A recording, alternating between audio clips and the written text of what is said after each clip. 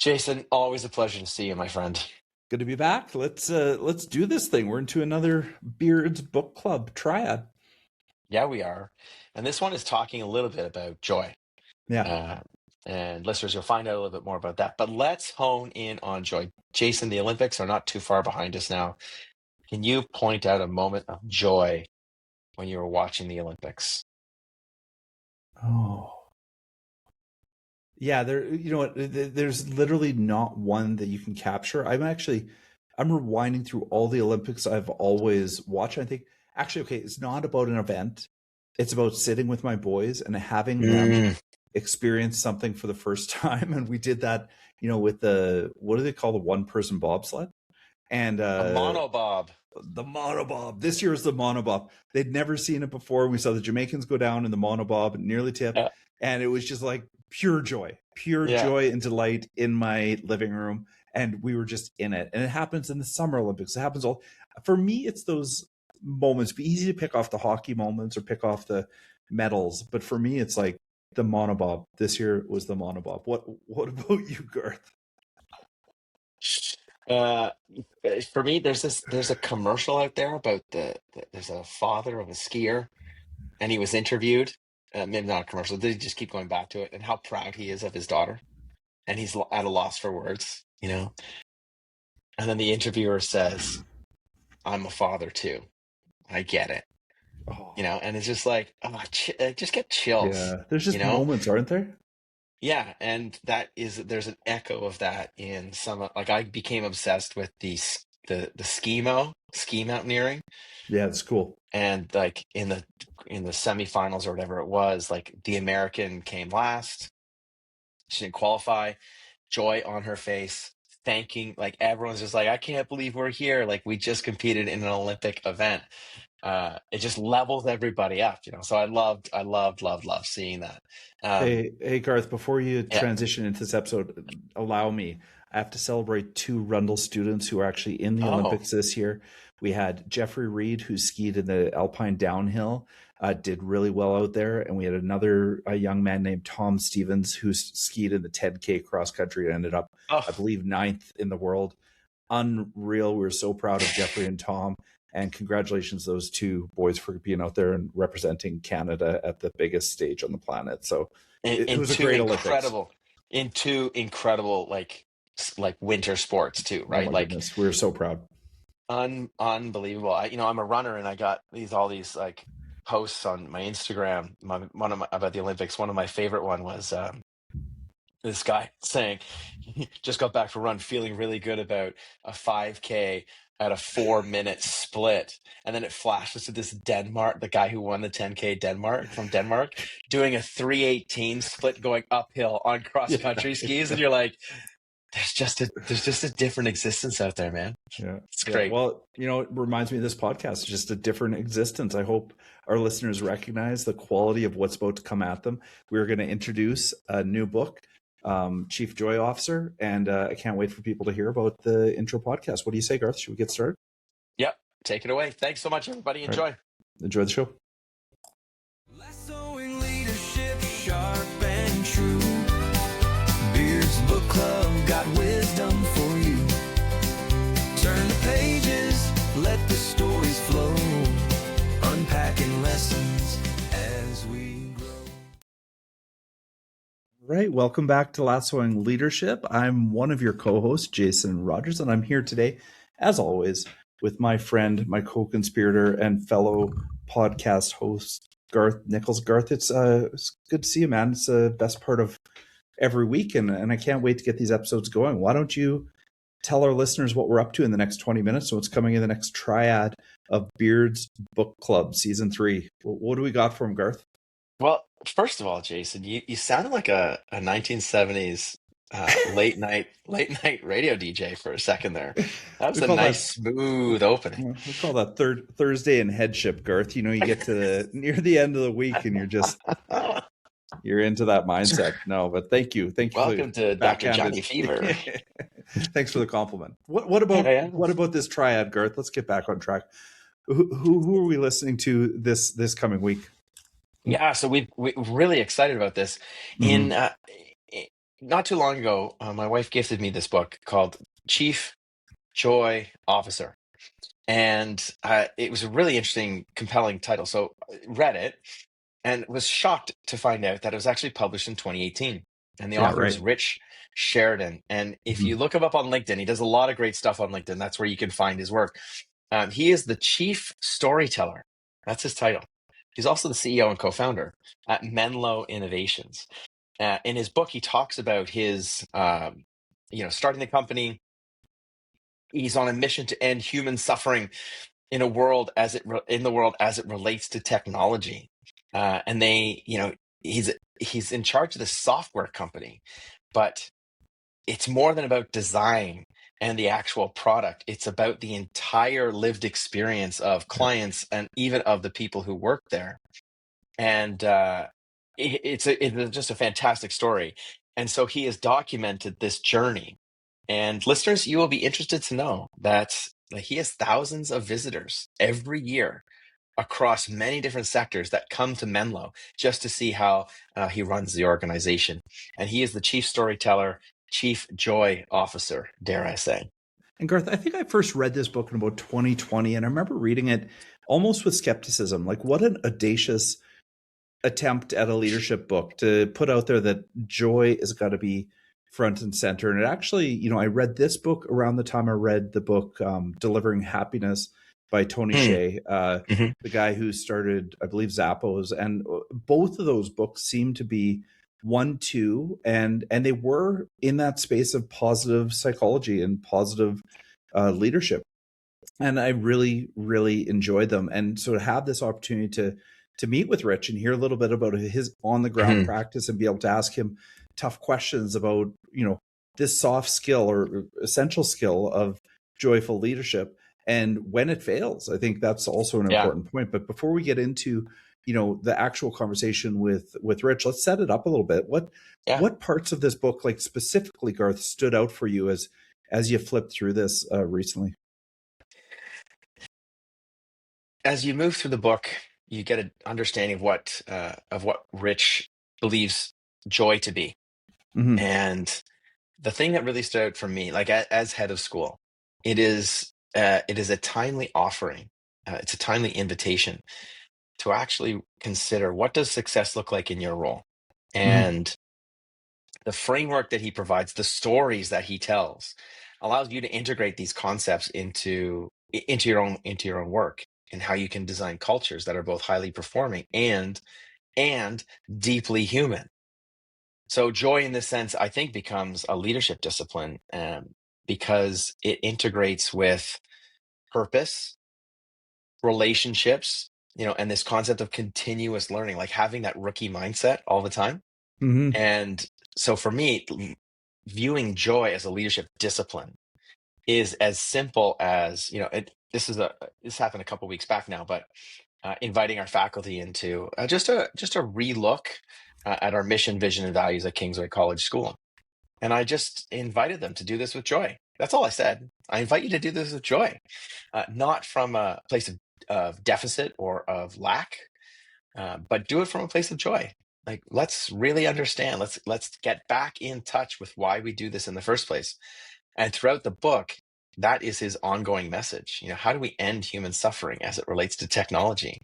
And it's a simple invitation. So that's what I really took away from it. But what about you, Jason? How could you not like ending human suffering, Garth? Yeah. I mean, isn't that? Yeah. I mean, if you do it through joy, why not give it a shot? I mean, Rich talks about, one of the most compelling points is when he talks about where organizational purpose meets user delight. And I was like, you know what? Isn't that cool? When you think about like the purpose of our schools in our network, or the purpose of a software company meeting user delight as being like an equation for joy. And I think that's worth meditating on. I think that's pretty cool. Like, I think delight is a really interesting angle on joy. I also really enjoyed, he uses language so artfully throughout here. He talks about optimism. And what role does optimism play in our leadership? Is it effective? Is it useful? Or is it not useful? Like, can it be seen as being Pollyanna, right? Like, And how do we balance that idea that optimism is a useful leadership tool? And I think, the third thing before I let you jump back in here, Garth, is, and I'm jacked up about this book, obviously, it's a really, really compelling read, is the fact that when we lead in a servant way, it will bring us joy. It's like, Tim and Bell from a long time ago when we interviewed them and how to navigate life. It's really that kind of purpose mindset that will lead to a joyful existence. It's not really like passion or achievement that's going to bring that. It's about purpose and serving others. Yeah. And I think Rich has taken a run at all of those concepts. And if you just bundle those up, isn't that a lot to think about? Like, I think he's onto something here. Definitely. And I do want to take a time out here because not many people, I had to refresh myself on what Pollyanna meant. So it does mean to be excessively cheerful. It means to always see the good side of the situation. And I don't want people to get the idea that the chief joy officer is someone who is just happy and like, oh, that's okay, brush it off and away we go. But joy, the way that he organizes the book is around the 5 sort of intertwined traits of joy. Authenticity. That means being congruent, right? Aligning your words and actions. Humility, inviting us to learn from others rather than lead from ego. Love, perhaps the most radical concept in his mind, challenges to treat people as whole beings, not just as roles or resources. These are things that we've heard before. Optimism, as you've mentioned, right? That your work contributes to a better future. And then what is that better future? You have to have a vision, tying it all together, a shared purpose that allows others to find meaning in the work that they do. And I think that's a really significant part, and that's what ties it to this growing body of research around positive psychology and purpose, around how you make meaning of the world and your role within it. And he does this, Jason, by storytelling, which I think is like the real, like for us as leaders who are often in front of other people, who often have to tell people about their school or their organization. The art of storytelling cannot be undervalued here. And I mean, not to be sycophantic, Garth, but it's a joke from the first season. You said that word. I actually didn't know what it meant at the time. but no, you're completely onto it, Garth. And I think when you break it down the way you did through authenticity, joy, vision, all the components that Rich has put forward and ties it together with storytelling, it is really worth picking up this book and flipping through it. But I think back to storytelling, there are a lot of educational leaders out there who are tuning in week over week to this, and maybe they're looking for joy in their work. So let's close today's episode with maybe some storytelling of our own, Garth. So, I want you to let the listeners in. Where do you find the most joy in leadership? I mean, we talk about it all the time. This is hard, and this is hard work. I mean, there are long days, and there's lots that goes on, but you got to be able to find the joy in the work. So what's a recent example where you found joy in your work, in your leadership, Garth? Oh, Jason, just these questions. Come on, man. Come on. Well, let me, recently we did an exercise at the senior management, like the senior administrative team level. Yeah. And we were doing risk case studies. And I set it up. And, like these case studies are hard because you are running through, you are sort of playing through what would happen if this happened to the school. And the crises they're tough to deal with. But you can do that you can do this through joy by setting up what are the values that we subscribe to. Yeah. What do we know to be true about ourselves, right? We are calm under pressure. We hold the safety of our students at the core. We respect all of our families. We want to communicate with them right away. All of these different principles. And then you do the hard work, right? And then you reflect. You say, what have we learned here? Did we hold true Did our actions hold true to what we say that we do? Did we learn anything from it? And in the outcomes of all of this, are we better off, right? And in that way, you are demonstrating, I think, humility in the sense that we're always learning. And that there's love, right? That you care about the students as whole beings. So when something, one of the case studies that we looked at was something went wrong with the school itself, we would have to close the school. And it's not like, great, we just need to get the kids home. Boom, check, done.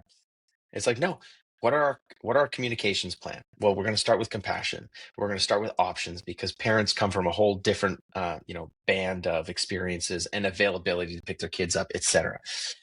When the kids hear this message, the school's closing, they're going to be nervous. They're going to be excited. How are we supporting them in that way? And I think through the work, you realize, like, yeah, I'm in the right spot. Like, this is bringing me a lot of meaning. So there's been great moments. And also, like, on a lighter note, Jason, the national pride, the spirit from the Olympics, like, those were great moments. I get it from, coaching my basketball team, all those great things bring me a lot of joy. What about you, Jason? Let the listeners in, as you like to say. Yeah. But I like, Garth, before I do, I want to commend you. I mean, that, the fact that you're finding joy in a tabletop exercise over risk management is commendable. I know. But I think it's also realistic in the fact that, when I thought about joy first, I was like, oh my goodness, when I was at a K-6 assembly and had a chance to have kids smash raw eggs over my head and like hear the delight of the audience as the yolk went everywhere, and I was doing it with colleagues, and it was just so fun. But I mean, the fact that you can identify joy in risk management is commendable. I think that's who we have to be as leaders, because there are realities in the job, right, Garth? It's like, there's things that have to be done. If we can find purpose and in that work, I think that's really important. I mean, similar to you, the Olympics were on a little while ago, and I was down the hallway, and I ended up in a classroom watching part of an Olympic hockey game, and I ran into a student, and just striking a conversation. His name's Charlie. It's Charlie. How do you like the hockey game? He goes, I don't like the hockey game. I said, what? He's like, I'm not a sports guy. And I go, I get it. What are you? And he goes, I'm a music guy. And then from that, we went into a conversation about him producing his own music and his actual love of ambient music, which is so niche. But I have a good friend I grew up with who actually produces ambient music and internationally. Of course you do. So now I've connected him with my friend, Mike Dawson, who's an ambient music producer. And, I had to do it through his parents because I didn't have his direct email available. So now his parents are involved in his love. And I just feel like, every chance we get to connect with students and learn a little bit more about their interests and like share in their delight, I think that's really what we do. So like a challenge I would say is like, turn off this podcast and walk out your office door and get out there and find out something about some student that you didn't know previously. And I think you're going to find some delight and joy in that and rekindle some of that purpose for our listeners. My challenge, I love that story, by the way, but my challenge to you, Jason, is to have ambient music play during this podcast. There you go. Yeah. How about in the wrap up? I'll bring one of his records and we'll put it on. It's got some birds chirping. It'll put people to sleep, but it's very, very good. Perfect. Yeah. And I think even this conversation, just made me feel a bit lighter, but absolutely connecting with others and connecting others over things that bring them joy. There's one of these sort of personality inventories about connect, you might be a bit of a connector or something like that. And when that happens, you're like, wow, that is so fun. Like there's nothing better than connecting two amazing people over something they love. So that's it. And speaking of that, we hope that we've connected the listeners to this book. I mean, it is an oldie, but a goodie. I'll say that, the opportunity to meet with Rich was unreal. And I think people are going to love next week's podcast as we get into the book and interview. And we really encourage people to pick up the book and give it a flip through before you get there, because it'll add a lot more color to our conversation. Yeah, very accessible. It's a great read. Listeners, tune in next week for Rich Sheridan, Chief Joy Officer. All right. With that, I think we can wrap it up. Garth, I'll take it home. So until next time, keep reading and leading the Lasso way. Thanks for listening, everybody. Thanks, everybody. Thanks, Jason.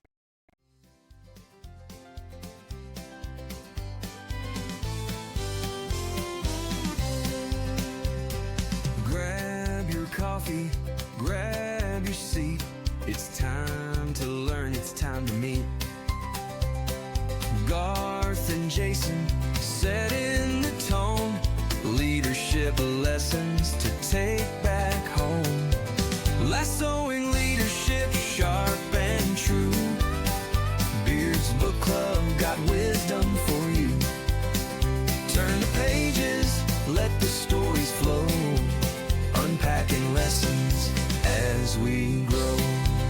Keep leading the lasso way. Together we'll grow stronger every day. So plug in your headphones and let's start the show. With lessons from Ted, we'll learn and grow. Lassoing leadership sharp and true. Beard's Book Club got wisdom for you. Turn the pages, let the stories flow. Unpacking lessons as we grow.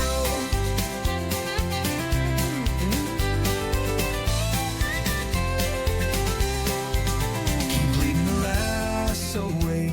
Together we'll grow stronger every day. So plug in your headphones and let's start the show with lessons